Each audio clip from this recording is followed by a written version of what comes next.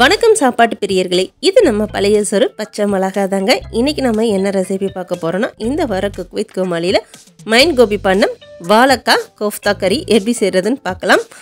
இந்த ரெசிபி எப்படி செய்கிறதுன்னு பார்க்குறதுக்கு முன்னாடி நம்ம சேனல் பழையசொரு பச்சைமொளகாவை இப்போ தான் நீங்கள் புதுசாக பார்க்குறீங்கன்னா மறக்காமல் சேனலை சப்ஸ்கிரைப் பண்ணிவிட்டு பக்கத்தில் இருக்க பெல் பட்டனை கிளிக் பண்ணிக்கோங்க.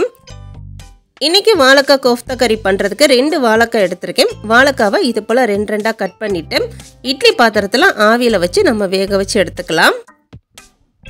இப்போ வாழைக்காய் நல்லா வெந்துருச்சு. இது நல்லா சூடாக இருக்குது. இது ஆறின பிறகு மேலே இருக்க தோலெல்லாம் எடுத்துகிட்டு நல்லா மசிச்சு எடுத்து வச்சுக்கலாம். இப்போ வாழைக்காய் நல்லா மசிச்சாச்சு. இந்த அளவுக்கு கட்டிகள் எதுவும் இல்லாமல் நல்லா மசிச்சு எடுத்துக்கோங்க. அடுத்ததாக இதில் ஒரு பெரிய வெங்காயத்தை சின்னதாக கட் பண்ணி சேர்த்துக்கலாம். காரத்துக்காக 1/2 டீஸ்பூன் தனி மிளகாத்தூள், 1/4 டீஸ்பூன் மஞ்சள்தூள், அடுத்து 1 டீஸ்பூன் போல் இஞ்சி பூண்டு விழுது, கூடயே கொஞ்சம் கொத்தமல்லி தழை சேர்த்துக்கலாம். அடுத்ததான் இது கூட 2 டேபிள் ஸ்பூன் போல் கடலை மாவு சேர்த்துட்டு இந்த கோஃப்தா பாலுக்கு தேவையான உப்பு சேர்த்துட்டு இது எல்லாத்தையும் நல்லா கலந்து விட்டுக்கலாம். இப்போ இது எல்லாத்தையும் நல்லா கலந்தாச்சு. அடுத்து இதை நம்ம சின்ன சின்ன உருண்டைகளாக உருட்டி எடுத்துக்கலாம். இது போல் மீதி இருக்க எல்லாத்தையும் உருட்டி எடுத்து வச்சுக்கலாம். இப்போ நம்ம உருட்டி வச்சுருக்க இந்த கோஃப்தா பால் எண்ணெயில் போட்டு பொரிச்சு எடுத்துக்கலாம். எண்ணெய் மிதமான சூட்டில் வச்சுட்டு இதை எல்லாத்தையும் நம்ம பொரிச்சு எடுத்துக்கலாம். இந்த கோஃப்தா பாலை நல்லா திருப்பி போட்டு பொன்னிறம் ஆற வரைக்கும் நல்லா பொரிச்சு எடுத்துக்கலாம்.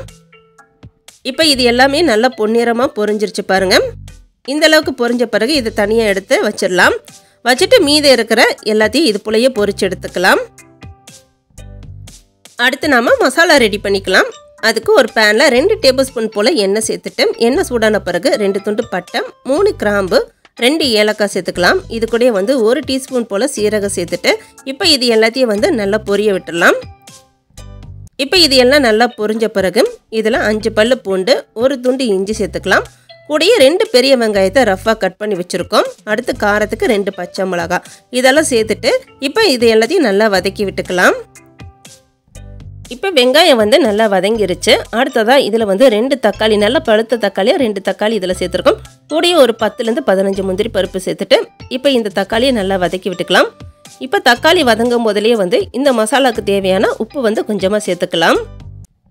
உப்பு சேர்த்த பிறகு இந்த தக்காளி நல்லா சாஃப்டாக வதங்குற அளவுக்கு நல்லா வதக்கி விட்டுக்கலாம். இப்போ இது எல்லாத்தையும் நல்லா வதக்கியாச்சு. இதை ஆற வச்சுட்டு நம்ம மிக்ஸி ஜாருக்கு மாற்றிக்கலாம். இப்போ நம்ம வதக்கி வச்ச மசாலா மிக்ஸி ஜாருக்கு மாற்றியாச்சு. இப்போ நம்ம அரைச்சி எடுத்துகிட்டு வந்துடலாம். இப்போ கோஃப்தா கறிக்கு தேவையான மசாலா அரைச்சி எடுத்துகிட்டு வந்தாச்சு. இப்போ ஒரு பேனில் 3 டேபிள் ஸ்பூன் போல் எண்ணெய் சேர்த்துக்கலாம். எண்ணெய்க்கு பதிலாக பட்டர் சேர்த்துக்கோங்க, அது இன்னும் நல்லா டேஸ்ட்டாக இருக்கும். இப்போ எண்ணெய் சூடான பிறகு இதில் 1 டீஸ்பூன் போல் சீரகம் சேர்த்துட்டு நல்லா பொரிய விட்டலாம். சீரகம் பொரிஞ்ச பிறகு ஒரு பெரிய வெங்காயத்தை சின்னதாக கட் பண்ணி வச்சுருக்கோம். வெங்காயம் சேர்த்துட்டு நல்லா வதக்கி விட்டுக்கலாம். வெங்காயம் இந்த அளவுக்கு வதங்கினா போதும், நல்லா பொன்னிறமாக வதங்கணும்னு சொல்லி அவசியம் இல்லை.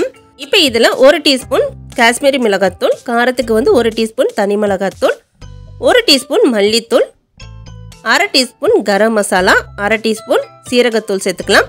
கூடயே 1/4 டீஸ்பூன் மஞ்சத்தூள், அடுத்து இந்த மசாலாவுக்கு தேவையான உப்பு சேர்த்துட்டு இப்போ இது எல்லாத்தையும் நல்லா வதக்கி விட்டுக்கலாம். நம்ம சேர்த்த மசாலாவோட பச்சை வாசனை போகிற வரைக்கும் 1 நிமிஷத்துக்கு இதை நல்லா வதக்கி விட்டுக்கலாம். இப்போ இது எல்லாத்தையும் நல்லா வதக்கி விட்டாச்சு. அடுத்ததான் நம்ம ஏற்கனவே வதக்கி அரைச்சி வச்சுருக்கேன் இந்த மசாலாவை சேர்த்துட்டு இப்போ இதையும் நல்லா வதக்கி விட்டுக்கலாம். இப்போ மசாலாவை சேர்த்துட்டு இதையும் நல்லா வதக்கி விட்டாச்சு. அடுத்ததான் நம்ம இதில் பால் சேர்த்துக்கலாம். நான் 1/2 கப்பு போல் பால் சேர்த்துக்கிறேன். உங்கள்கிட்ட ஃப்ரெஷ் க்ரீம் இருந்துச்சுன்னா ஃப்ரெஷ் க்ரீம் சேர்த்துக்கோங்க. என்கிட்ட ஃப்ரெஷ் க்ரீம் இல்லாதனால பால் சேர்த்துக்கிறேன். பால் சேர்த்துட்டு இதை நல்லா கலந்து விட்டுக்கலாம். கலந்து விட்டுட்டு அடுப்பை குறைவாக வச்சு ஒரு 10 நிமிஷத்துக்கு மூடி போட்டு மூடிட்டு எண்ணெய் பிரிஞ்சு வர வரைக்கும் இதை நல்லா கொதிக்க வச்சு எடுத்துக்கலாம்.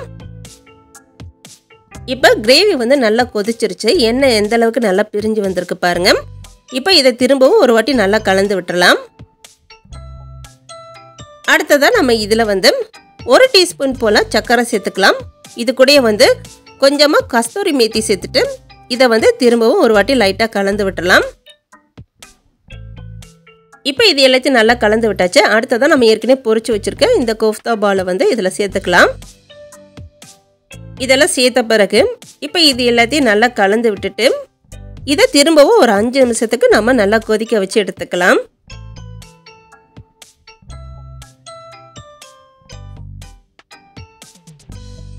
இப்போ நம்மளோட வாழைக்காய் கோஃப்தா கறி வந்து சூப்பராக ரெடி ஆயிடுச்சு. இதை நம்ம இறக்கிடலாம். இந்த வார குக் வித் கோமாளியில் மைம் கோபி பண்ண வாழைக்காய் கோஃப்தா கறி சூப்பராக ரெடி ஆயிடுச்சு. இந்த ரெசிபியை நீங்களும் ட்ரை பண்ணி பாருங்கள். ரொம்பவுமே டேஸ்டியாக இருந்துச்சு. இந்த வீடியோ உங்களுக்கு பிடிச்சிருக்குன்னு நினைக்கிறேன். வீடியோஸ் பிடிச்சிருந்துச்சுன்னா மறக்காமல் வீடியோஸ்க்கு ஒரு லைக் பண்ணிவிட்டு நம்ம சேனல் பழைய சோறு பச்சை மிளகாவை சப்ஸ்கிரைப் பண்ணிட்டு சேனலை சப்ஸ்கிரைப் பண்ணிடுங்க.